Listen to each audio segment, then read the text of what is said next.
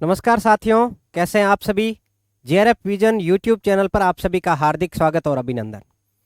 UGC net PYQ अपने series शुरू की हुई थी, पार्ट 1 हो गया है। आज पार्ट 2 में फिर से 20 क्वेश्चन करने वाले हैं। वेरी वेरी इंपॉर्टेंट सेगमेंट है, आपको वीडियो को लास्ट तक देखना है। अगर आपने पार्ट फर्स्ट नहीं देखा है तो पहले उस वीडियो को देखिए, जिसमें से आपको मैं आज फिर से रिपीटेड क्वेश्चन बताऊंगा कि कौन से ईयर में है। आज के सेशन में अधिकांशतः मैंने प्रश्न 2025 के भी लिए जो हिस्ट्री शिफ्ट में पूछे गए थे। तो जो भी मेरे साथी नए हैं इस यूट्यूब चैनल पर, तो यूट्यूब चैनल को सब्सक्राइब करना है, वीडियो को लाइक करना है और अपने साथियों के साथ में शेयर भी करना है। तो आपके लिए ये सेगमेंट बहुत ही इंपॉर्टेंट रहने वाला है। लास्ट एग्जाम तक मैं पूरी कोशिश करूंगा कि 2020 तक के पीवाईक्यू आपको सभी यूनिट्स के मिल जाए। आइए शुरू करते हैं। प्रश्न क्रमांक 1। प्रश्न करने से पहले एक साथ में ये भी रखिए कि नोटबुक रखिए आपके पास में एक पेज, और उस पर प्रश्न क्रमांक संख्या और उत्तर लिखते जाइए। जब मैं उसका उत्तर बताऊं तो आप व्याख्या सहित वहां लिख लीजिए। आप देखेंगे कि आपका स्कोर कितना है, तो आपके साथ में प्रैक्टिस भी होती जाएगी। पहला प्रश्न है, निम्नलिखित में से किसके अनुसार 10+2+3 शिक्षा प्रणाली तैयार की गई थी, यानी 10, 2+3, 10, 2, 12 और यूजी। ये बीए तक की प्रणाली किस शिक्षा आयोग ने रिकमेंडेशन दी थी? मैकाले मिनट्स, हंटर आयोग, Elphinstone report, Wood dispatch. Wood dispatch है वो 1854 का है, ठीक है। हंटर आयोग 1882 का है। मैकाले मिनट्स है 1835 का। 1835 का। अब इसमें से आपको बताना है कि किसने ये रिकमेंडेशन दी थी कि भारत की शिक्षा प्रणाली के अंदर 10वीं, उसके बाद 2 साल के 12th, उसके बाद 3 साल बाद यूजी। ये रिकमेंडेशन दी थी वुड डिस्पैच ने। किसने दी थी? वुड डिस्पैच ने। वुड डिस्पैच ने कहा था कलकत्ता, मुंबई और मद्रास, इसके अंदर क्या होनी चाहिए? विश्वविद्यालय होने चाहिए। इनके अंदर क्या होने चाहिए? विश्वविद्यालय होने चाहिए। विश्वविद्यालय होने चाहिए। इसको वुड डिस्पैच को भारत का शिक्षा का मैग्ना कार्टा कहा जाता है।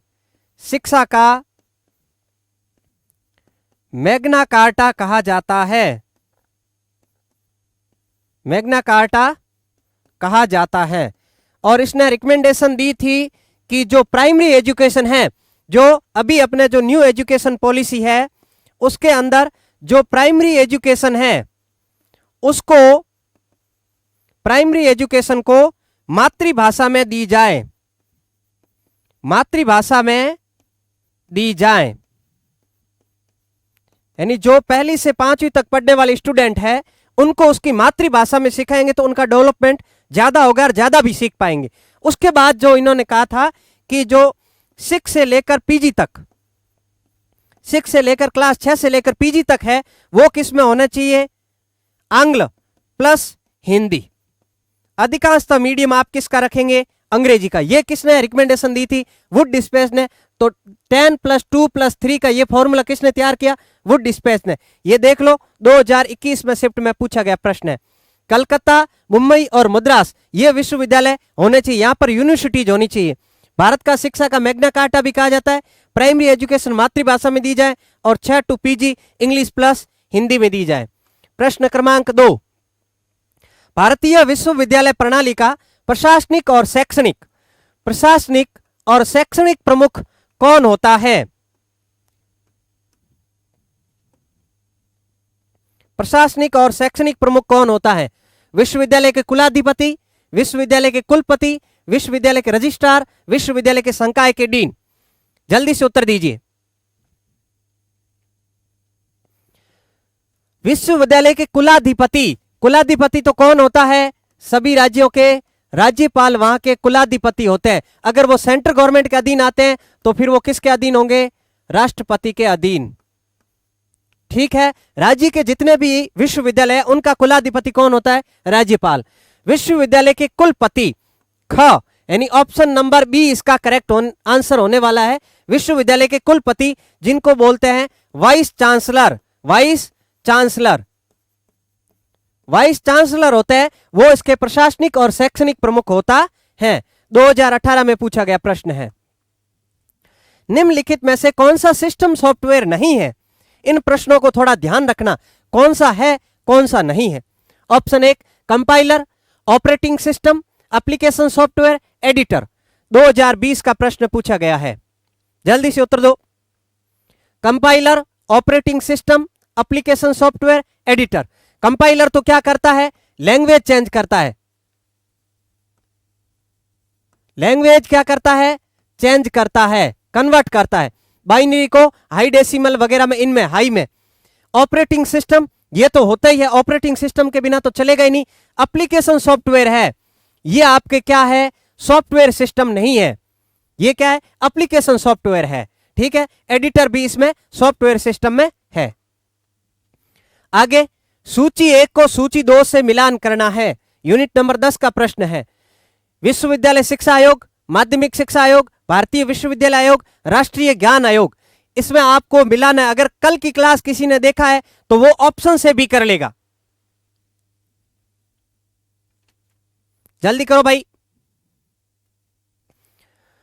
विश्वविद्यालय शिक्षा आयोग, उसको क्या बोला था कल मैंने?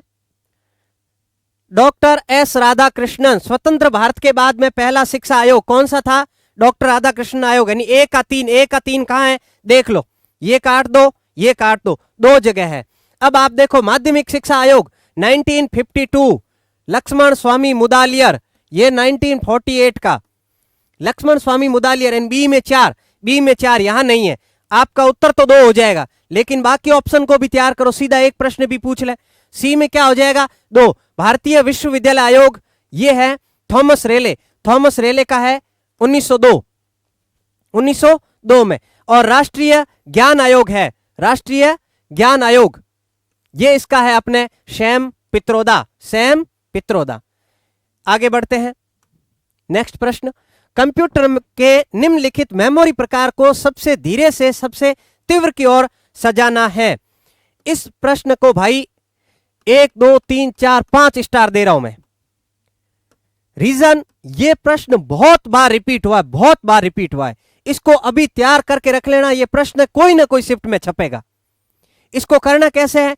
धीरे से तीव्र की ओर, यानी सबसे कम कौन स्टोरेज है, उसके बाद सबसे हाई स्टोरेज किसकी है। एक बार देख लो, cache, CD ROM, hard disk, RAM और रजिस्टर। इसका मैं लिख रहा हूं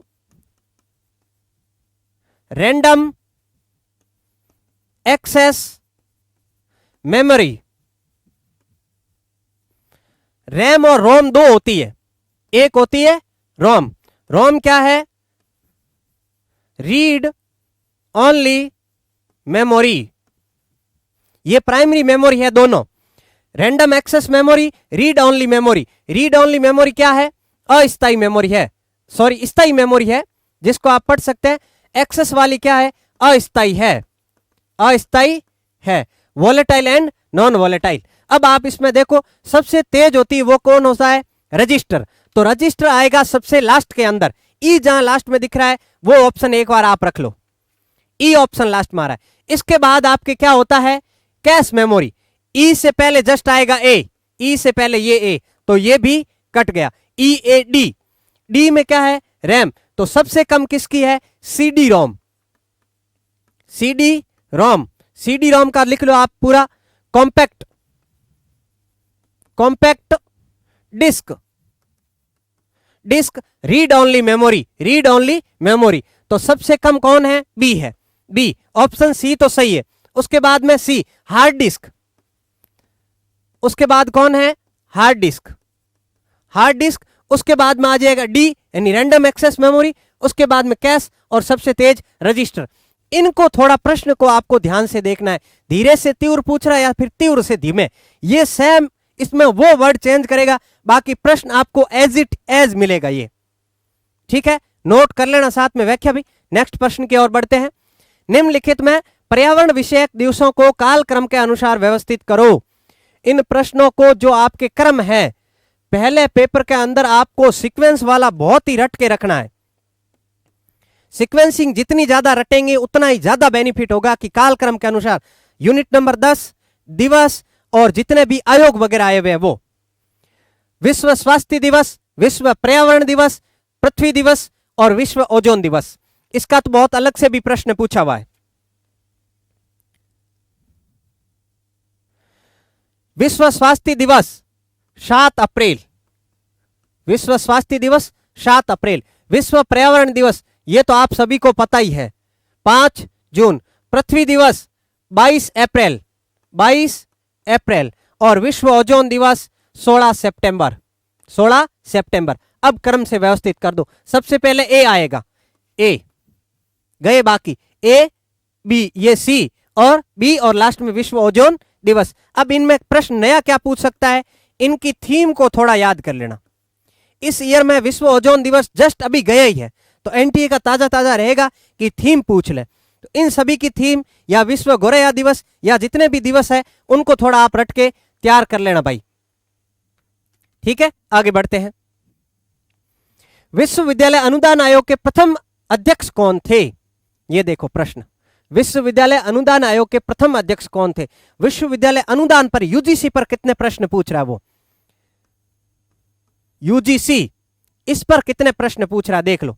क्या इसके श्री हुमायूं कबीर थे, श्री सीडी देशमुख, श्री एम मूल गवाकर, मूलचंद शर्मा? 2021 का प्रश्न है। अब मुझे आप यही बता दो कि यूजीसी की स्थापना कब हुई थी, साथ में एक नया प्रश्न तैयार कर लो। यूजीसी की स्थापना कब हुई थी? तो यूजीसी की स्थापना कब है? 1953 में। रिकमेंडेशन किसने दी थी? श्री राधाकृष्णन आयोग ने, राधाकृष्णन आयोग ने। यह कब आया था? 1948 में। यानी स्वतंत्र भारत का पहला शिक्षा आयोग कौन सा था? श्री राधाकृष्णन या फिर विश्वविद्यालय आयोग, वो था। 1953 में यूजीसी बन गई थी। तो यूजीसी के पहले अध्यक्ष कौन थे? तो कौन थे? श्री हुमायूं कबीर, श्री हुमायूं कबीर। नेक्स्ट प्रश्न की ओर बढ़ते हैं। निम्नलिखित में से कौन सा वीडियो कॉन्फ्रेंसिंग का आवश्यक घटक नहीं है? वीडियो कॉन्फ्रेंसिंग प्रणाली इसका घटक नहीं है। A video camera, display device, telephone, microphone. Option को अगर आप ध्यान से पढ़ेंगे तो यह प्रश्न आपके हो जाएगा, बिल्कुल आराम से हो जाएगा। कीजिए, कोशिश कीजिए। आप अगर वीडियो पर बात करें, कॉन्फ्रेंसिंग का अर्थ क्या है? दो लोगों की वीडियो कॉलिंग हो रही है, तो जरूरी एलिमेंट्स क्या है उसमें देखो। वीडियो कैमरा ये होगा तभी तो होगा, इसका मतलब ये ऑप्शन तो नहीं है। डिस्प्ले डिवाइस, डिस्प्ले होगी तो ही वीडियो दिखेगा ना, डिस्प्ले डिवाइस इसमें जरूरी है। टेलीफोन और माइक्रोफोन, माइक्रोफोन ये जिससे आवाज आप तक पहुंच रही है, तो वो माइक्रोफोन ये तो जरूरी है। टेलीफोन इसमें जरूरी नहीं है। तो ये एलिमिनेट करना, जैसे ये 2022 में पूछे गए, बिल्कुल बेसिक पूछते हैं। अधिकांशतः क्या करते हैं, यूट्यूब पर आप और तो देख ही रहे कि कुछ लोग क्या करते हैं, अपने मन से प्रश्न बना लेते हैं। अब वो प्रश्न परीक्षा में नहीं पूछे गए, जबकि परीक्षा में पैटर्न किस प्रकार का पूछ रहा है। 20 से 22 प्रश्न आपको बिल्कुल इजीली, अगर आप कॉन्सेप्ट लगा के चलेंगे, आपके मन में हुआ क्या बना हुआ रहता है, पहला पेपर क्वालिफाइंग करना, पहला क्वालिफाइंग करना, जबकि पहला पेपर आपके सब्जेक्ट की तुलना में बहुत ही स्कोरिंग है। अब आप ये देख लो किस प्रकार के प्रश्न पूछ रहा है यूजीसी का, वापस कितने रिपीट हो रहे प्रश्नों को। तो आप जब पीवाईक्यू करेंगे, जब आपकी थ्योरी पड़ी हुई है, तो आपके जो पुराने प्रश्न होते हैं वो पुराने प्रश्न ही आपको पैटर्न बताते हैं कि किस प्रकार के प्रश्न पूछे जा रहे हैं। अब आप टेस्ट सीरीज के ओर में लगे रहते हो, नए नए कॉन्सेप्ट बता रहे हैं, वो आपके फ्रेमिंग में नहीं आ रहे कि कौन कौन सी समिति आई थी, उनके और ही नियम बता रहे, जबकि प्रश्न यूजीसी बहुत इजीली पूछ रही है। जो पुराने आए हुए प्रश्न है उनके ही ऑप्शन पर आप काम कर लो, काम आपका हो जाएगा। नेक्स्ट प्रश्न देखते हैं। भारत में उच्च शिक्षा पर निम्नलिखित में आयोगों की समितियों का सही क्रम काल क्रम में रखा। ये देख लो, फिर से प्रश्न काल क्रम का है। ये शायद कल अधिकांशतः ये प्रश्न मैंने करवाया, ये देख लो 2023 का है। अब इसमें कुछ ज्यादा ऐड किया, इसने क्रम से पूछा था। कल ये 1902 की ये कमीशन पूछ रही थी इंजीनियरिंग कॉलेज के। तो सार्जेंट कब है? 1944 में। सार्जेंट कब है? 1944 में। हार्टोंग है 1829 में, 1829 में। कलकत्ता विश्वविद्यालय आयोग सैडलर है 1917 का।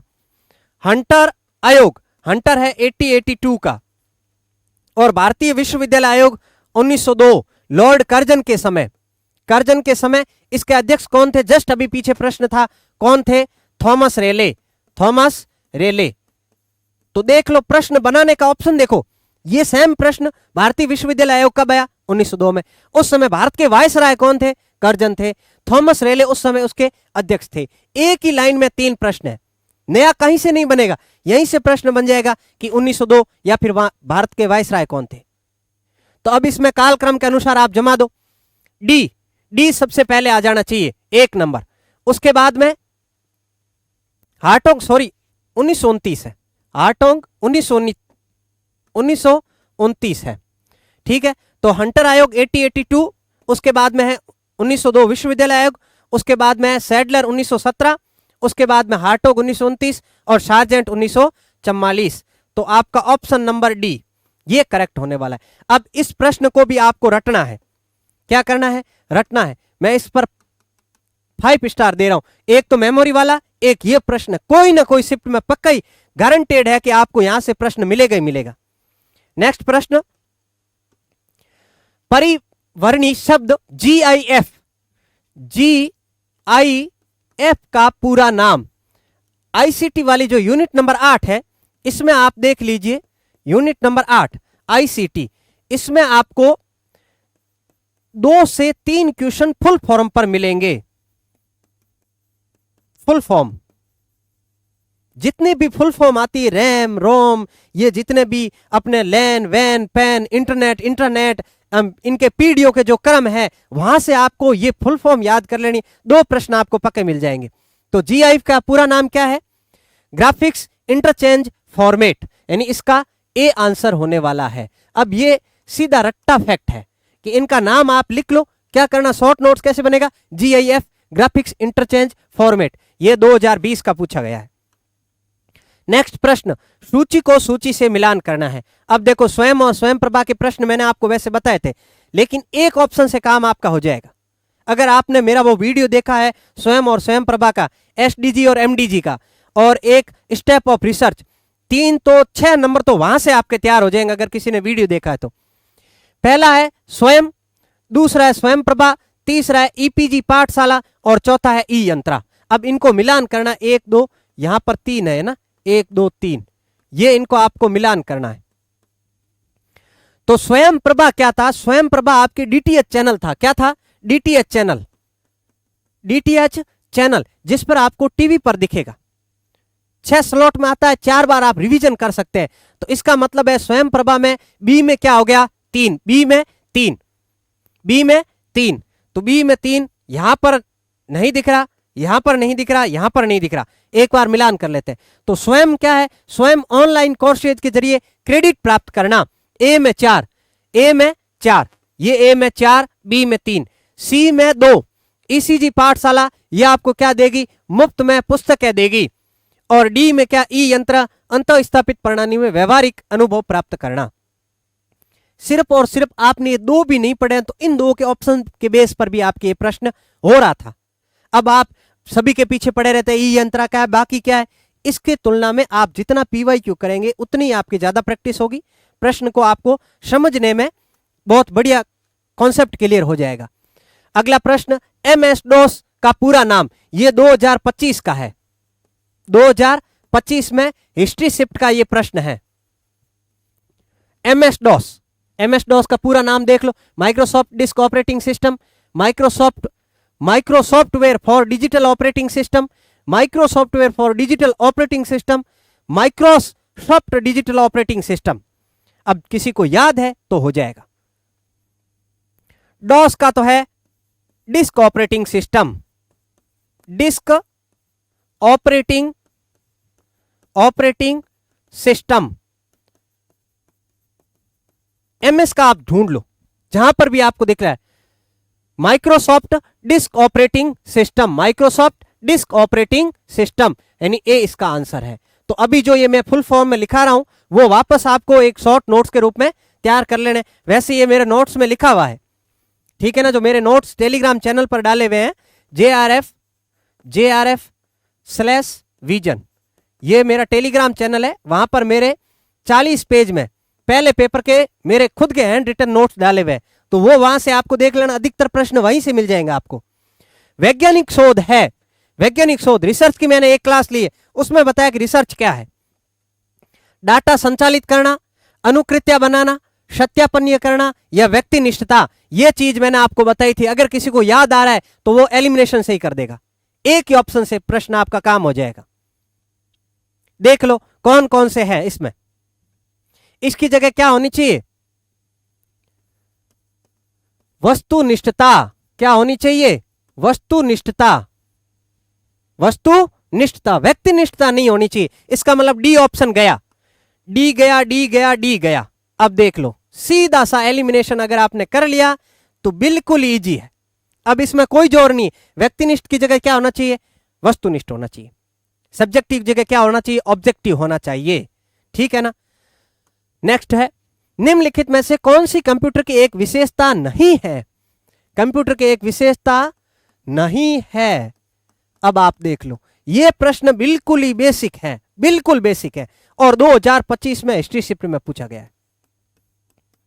2025 में हिस्ट्री शिफ्ट में यह प्रश्न पूछा गया है।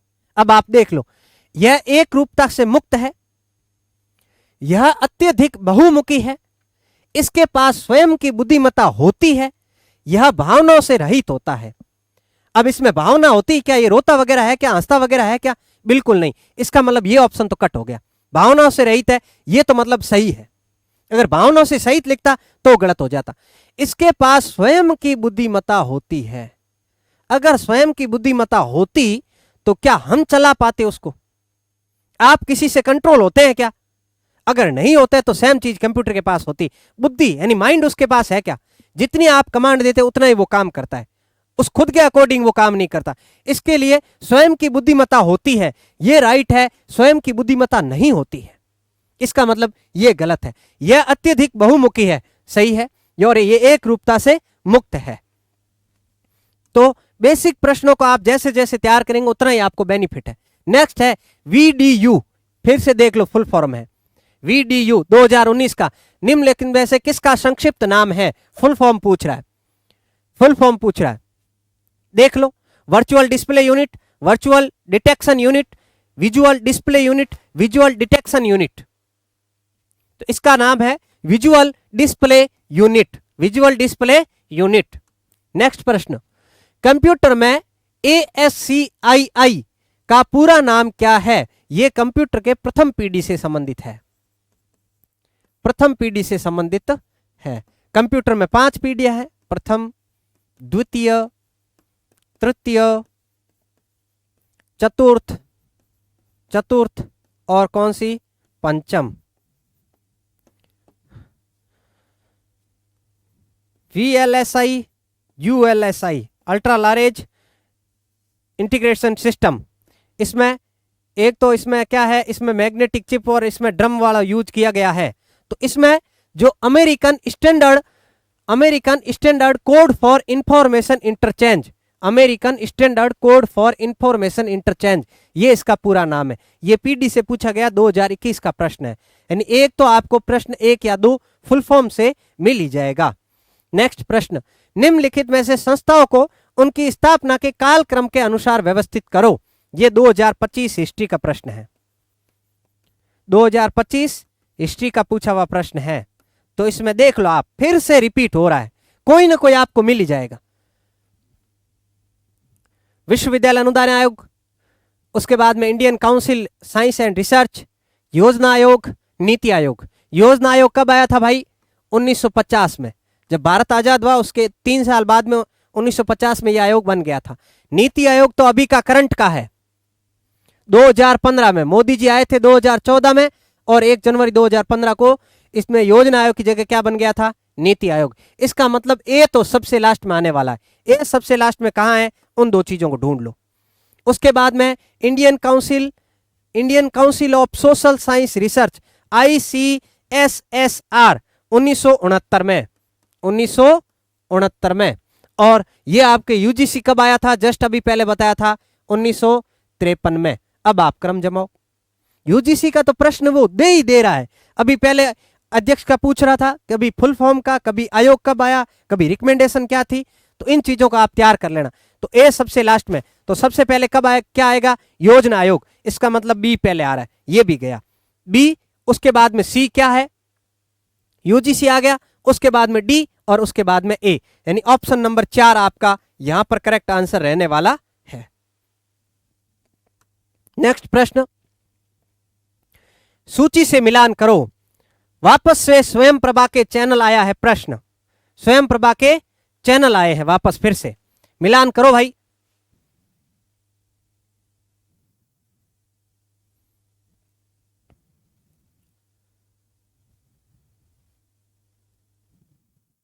तो चैनल नंबर 8 क्या है, चैनल नंबर 8 क्या है, आर्यभट्ट।